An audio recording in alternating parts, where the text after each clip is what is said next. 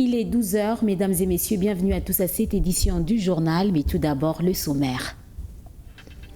Au Lualaba, dans le cadre de la lutte contre le Covid-19, le chef de l'exécutif provincial a reçu hier mercredi 13 mai une délégation de Glencore. Ils se sont entretenus autour du projet d'installation d'un laboratoire de détection des maladies virales.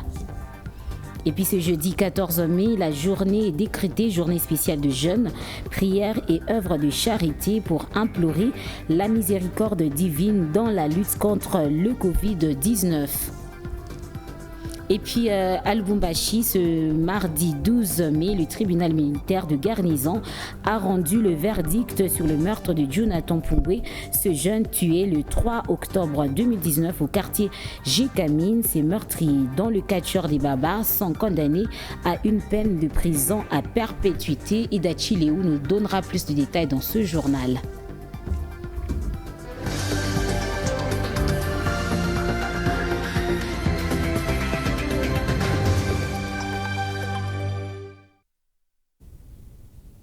Commençons ce journal par cette actualité en bref. Le cumul des cas de Covid-19 confirmés est de 1242 cas. 73 nouveaux cas ont été confirmés à Kinshasa le mercredi 13 mai. En outre, 9 personnes sont guéries et aucun nouveau décès parmi les cas confirmés n'a été enregistré. L'on compte au total 50 décès et 157 personnes guéries, alors que 331 cas suspects sont en cours d'investigation. Comme je vous l'ai annoncé au sommaire de ce journal, dans le cadre de la lutte contre le Covid-19, le gouverneur de province, Richard Mouyej-Manguez-Mons, a eu un entretien avec une délégation de Glencore venue lui présenter un projet d'installation d'un laboratoire qui servira à détecter les maladies virales, notamment le Covid-19. Suivez ce reportage de Fabrice Mataï. Dans la quête des solutions pour lutter contre le coronavirus, la province du Lualaba multiplie des contacts et reste ouverte aux différentes intelligences pour prévenir et contrer la pandémie. Le gouverneur du Lualaba, Richard Mouyej-Manguez-Mons, a échangé avec une délégation de Glencore venue discuter sur une possible implantation d'un laboratoire pour toutes les maladies virales, à l'instar du Covid-19, dont seul l'INRB demeure la seule institution en RDC habilitée à déclarer positif ou négatif un cas. Nous avons deux points importants que nous voulons mentionner à ce sujet. Le premier est que nous avons fait des réflexions au niveau de la société pour pouvoir obtenir un appareil qui permettrait, qui utilise en fait le principe des diagnostics moléculaires et qui serait utile dans la détection du Covid et même de malaria. Mais nous voulions d'abord obtenir l'avis de l'autorité pour voir comment nous pouvons avancer avec ce projet. Cette démarche noble de Glencore a rencontré celle du chef de l'exécutif, Richard Mouyej-Manguez-Mons, qui, bien avant, avait fait une demande au niveau national pour l'implantation d'un laboratoire afin de tester localement les cas suspects de Covid-19. Tout naturellement, ce projet est le bienvenu. Un jour important parce que toutes les propositions qui ont été faites aujourd'hui sont indispensables. Si nous arrivons à acquérir tel équipement, nous avions déjà manifesté cette volonté. Nous avons écrit officiellement au gouvernement central, plus précisément au ministre de la Santé, donc le gouvernement est déjà saisi. Et ce serait une très bonne chose que nous puissions acquérir cet équipement. Le collectif des directeurs de KCC, l'une des firmes de Glencore, a aussi surpris. Ces hauts cadres ont décidé de réduire leur salaire de 3 prochains mois. La somme sera allouée à la lutte contre le Covid-19. Le collectif des directeurs de KCC, de Glencore, ces directeurs ont décidé de réduire pendant 3 mois leur salaire et de constituer un fonds pour qu'en plus de ce que l'entreprise donne, que ces directeurs apportent aussi leur contribution. Et ils ont décidé de mettre à la disposition de la province 170 000 $. Et ça, c'est quelque chose d'exceptionnel. C'est ce qu'on appelle action de cœur. Et j'estime que si cet exemple est suivi, j'aurais compris que nous avons la même vision que nous avons les mêmes soucis pour nos communautés. La RDC est à plus de 1000 cas positifs, tous confirmés par l'Institut national de recherche biomédicale basé à Kinshasa. Si ce projet voit le jour au Lualaba, les cas de Covid-19 seront confirmés ou infirmés sur place. Comme vous le savez tous, le tribunal de grande instance de Kinshasa-Gombe a débuté le procès dans l'affaire de son jour contre Vital Kamerhe, directeur de cabinet du président de la République. De la matérialisation de cette instruction judiciaire, notre rédaction a approché les analystes politiques pour savoir si cela constitue un signe d'un état de droit. C'est ce que nous dit Oscar Kalambay. Combattre l'impunité en République démocratique du Congo est le champ de bataille du chef de l'État Félix-Antoine Tshisekedi depuis son accession à la tête du pays. Un de ses proches collaborateurs est tombé dans les viseurs de la justice qui le poursuit pour détournement des deniers publics. Claver Malekera et Alain Chikwang, acteurs politiques, estiment qu'en République démocratique du Congo, l'état de droit est loin d'être instauré. L'état des droits n'est aucunement installé dans ces pays. J'ai constaté à la fois un embrouillamini juridico-administratif où j'ai vu le ministère public qui cache les éléments essentiels de fond aux avocats de la partie civile. Un état de droit, c'est là où le juge n'est soumis dans l'exercice de ses fonctions qu'à l'autorité de la loi. Et donc l'arrestation du directeur de cabinet du président de la République, ce n'est pas ça qu'on peut dire que c'est ça l'état de droit. La poursuite judiciaire de l'autorité morale de l'UNC constitue un acharnement politique à sa personne. Jusqu'à ce jour, la justice de notre pays est instrumentalisée, elle n'est pas indépendante. Il n'y a ni plus ni moins qu'un complot contre Vital Kamerhe qui est utilisé ici comme cobaye d'expérimentation devant une justice sélective et pour nous faire croire à un semblant d'état de droit. Pour ces acteurs politiques, la justice devra être impartiale en donnant le vrai verdict sans immixtion. Nous voulons bien que la justice soit équitable, qu'il n'y ait pas d'injonction qui viendrait soit du pouvoir législatif, soit du pouvoir exécutif. Donc il y a un risque que nous connaissons de la recrudescence ou la naissance ou l'avènement d'un vent de rebelles, de rébellions à cause de la condamnation tout simplement de Vital Kamerhe dans ce pays. Vital Kamerhe est la première haute personnalité de la RDC en plein exercice qui comparaît devant le juge pénal. Autre chose en bref, l'évêque Pascal Mukuna de l'Assemblée chrétienne de Kinshasa est mis ces 13 mai sous mandat d'arrêt provisoire par le parquet général pris la cour d'appel de la Gombe. Il comparait dans une affaire de sextape sur plainte de Mme Chibola Mami qui l'accuse notamment de viol et d'atteinte aux mœurs, rétention des documents et menace de mort contre elle. Pascal Mukuna a été conduit au cachot du parquet général pris la cour d'appel de Kinshasa pour y passer sa première nuit.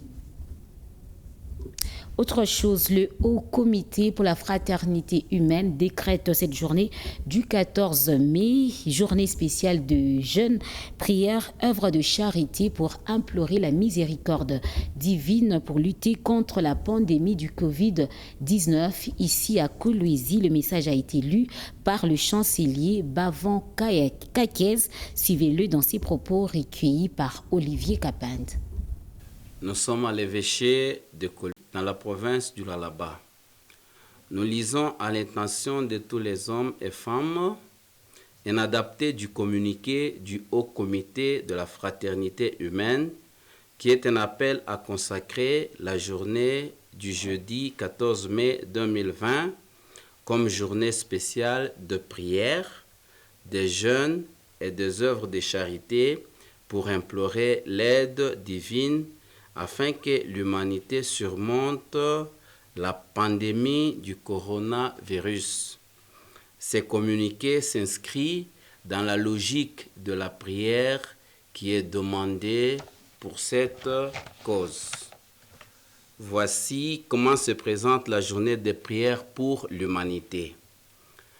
Chers croyants, chers amis, chers frères et sœurs en humanité, notre monde est actuellement confronté à un grand danger qui menace partout la vie de millions de personnes en raison de la propagation croissante de la pandémie de coronavirus COVID-19.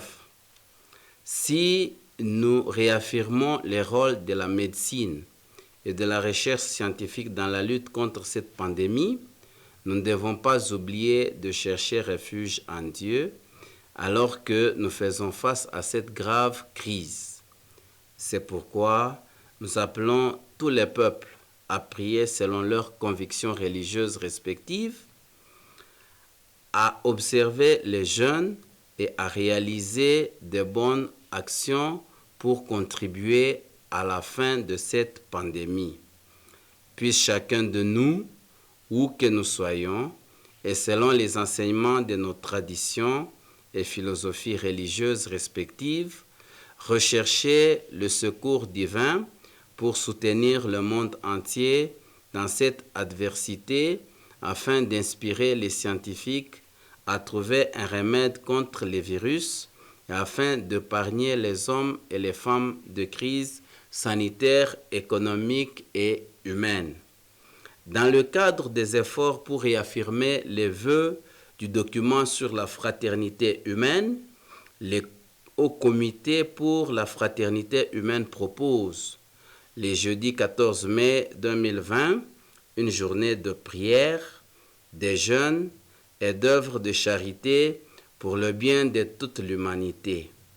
À cet égard, le comité invite tous les chefs religieux et tout le peuple de la terre à répondre ensemble à cette invitation, implorer Dieu le Tout-Puissant de préserver le monde, de nous aider à surmonter cette pandémie, de restaurer la sécurité, la stabilité, la santé et la prospérité, afin qu'une fois cette pandémie terminée, l'humanité sache reconnaître la place plus grande qui revient à la fraternité humaine.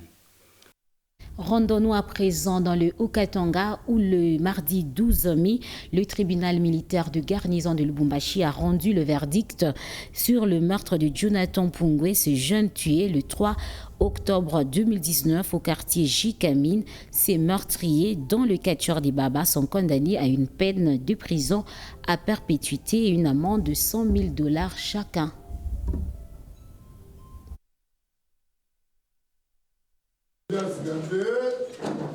Le catcheur Chiboka Kandanga Antoine, alias des Baba et certains de ses co-accusés, vont passer le reste de leur vie en prison. Ils sont reconnus coupables de meurtre et association des malfaiteurs. Ils sont condamnés des servitudes pénales à perpétuité. C'est le verdict rendu par le tribunal militaire de garnison de Lubumbashi ce mardi 12 mai 2020. S'ils sont passibles d'une sanction pénale, le tribunal de Sénat répond par oui. Par conséquent, condamne les prévenus Chikala Bitupa, Chiboka Kandanga Antoine, Kalui Augustin alias Baïgon et Moukeba Roland à la servitude pénale à perpétuité. C'est ce verdict qui boucle l'affaire ouverte en procès depuis le 18 février de l'année en cours. Pour la petite histoire, en date du 3 octobre 2019, un dénommé Jonathan Pungwe avait été tué par balle dans sa chambre au quartier Jikamine. Alors que sa famille observe le deuil, l'un de ceux qui avaient conspiré son homicide, comme envoûté, va tout expliquer à la famille. Il donne les noms et les détails.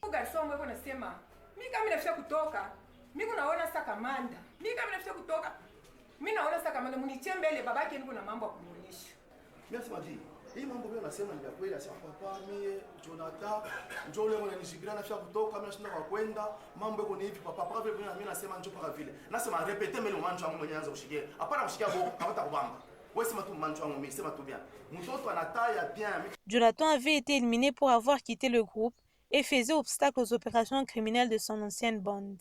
Une bande des malfrats dirigée par le catcheur des Baba, champion en titre pour la ville de Lubumbashi. Quelques audiences après le début du procès, Flavien Congolo, celui-là même qui avait tout déballé à la famille, va être extirpé du procès pour cause de minorité d'âge. Vous êtes face à un enfant mineur d'âge. Accepter de continuer avec cet enfant devant votre auguste tribunal, c'est violer même la Constitution qui est la loi des lois. Manœuvre échappatoire et dilatoire réussie. Mais Son absence au procès n'a pas freiné la machine. Alors que nous sommes en train de nous baser sur les déclarations faites par un enfant. Les débats ont continué et ces témoignages ont été exploités. Finalement, le droit a été dit et la justice rendue. Ainsi suffit et prononcé à ce jour. L'âme de Jonathan peut désormais reposer en paix. Ses meurtriers moisissent en prison. Rendons-nous à présent dans la province du Latchopo. Les agents de la régie des voies aériennes réclament 52 mois de salaire de leur employeur depuis 2008. Ils exigent de ces derniers le paiement immédiat de 8 derniers mois. Au cours d'une réunion extraordinaire tenue le lundi 10 mai, les agents de la régie des voies aériennes de Latchopo ont réclamé 52 mois de salaire non payé. Ces salariés demandent à leur employeur de liquider d'abord les 8 derniers mois, incluant les années 2019 et 2020, faute de quoi ils menacent d'interrompre le trafic des avions cargo, afin de contraindre leur employeur au paiement des salaires.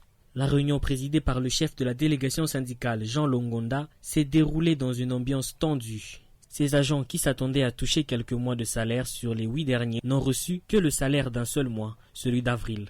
Le commandant de la RVA Kisangani regrette que cette situation soit arrivée en cette période de confinement.